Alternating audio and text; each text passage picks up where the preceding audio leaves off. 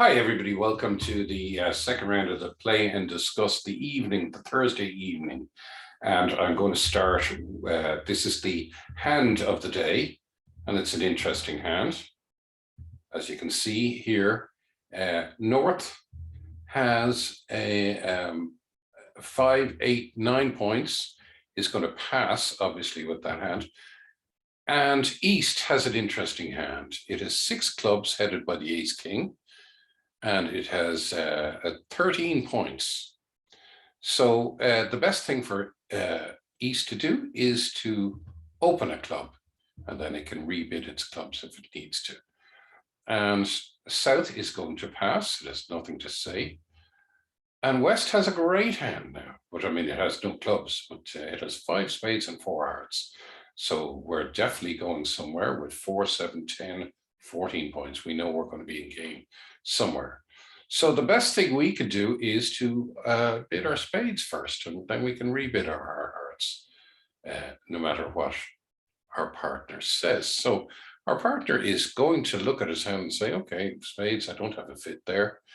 The best thing for me is to describe my hand further, and I have 13 points and at least 5 clubs, possibly 6. So I'm going to go 2 clubs.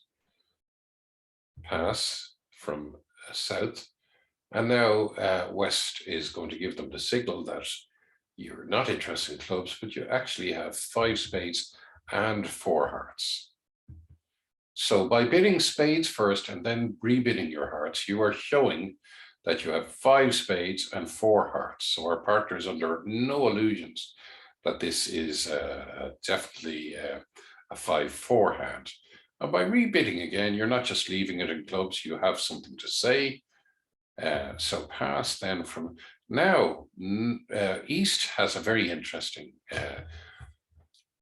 if East goes to 2 spades, it's discounting that their partner could have any sort of reasonable hand or game going hand, because West has to bid 1 spade and then 2 hearts afterwards, because it doesn't know that they have a fit. It can't go 3 hearts. That would be suggesting I would have 5 hearts.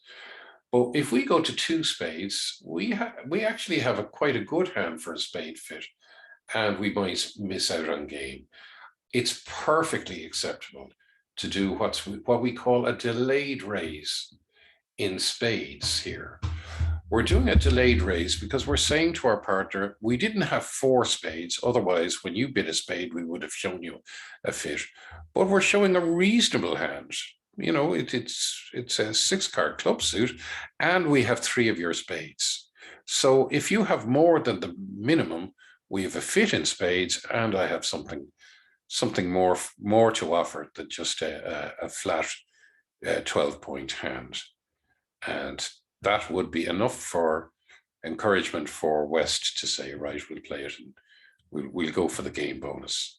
And I think they're 100% right. And so we play it in 4 spades. So what does North do? What does North lead? It doesn't have very many options. Hearts were bid, clubs were bid, spades are the suited choice. So we really have to bid. We have to lead a diamond. And the best diamond we can do is, even though we don't like leading away from our king and our jack, but that's all we can do. We have to lead away from it because it's the unbid suit. So the 4 of diamonds is put down there, and we don't finesse our partner. We will always play the queen here. And we should take that with the ace of diamonds. Now we look at our hand and we say, okay, we're playing in 4 spades. We lose a spade, all right. We're going to lose no hearts if we can ruff a heart. We're going to lose no clubs, and we're going to lose 1 diamond.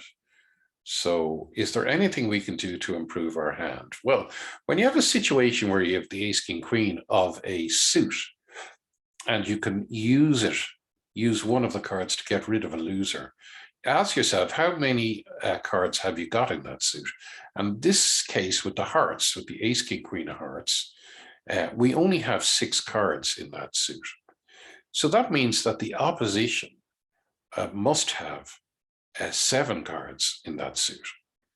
So when we have 6 or fewer cards in a suit that we can use to put a loser away, it's worth the risk of using that option rather than just trying some other solution. So what we'll do is we'll play the 2 to the ace, and we'll play the 9 to the king, and we'll now play the queen of hearts, and we hope that our thinking was correct, and we can throw away our diamond loser. Okay, so we're throwing away a diamond from dummy. It gives us an opportunity to rough one of our diamonds in our own hand, and we do that like so. Okay, now what do we do? Well, there would be a temptation here to play the ace king of clubs, but it's probably a better idea just to play the ace of clubs first, and maybe to ruff a club.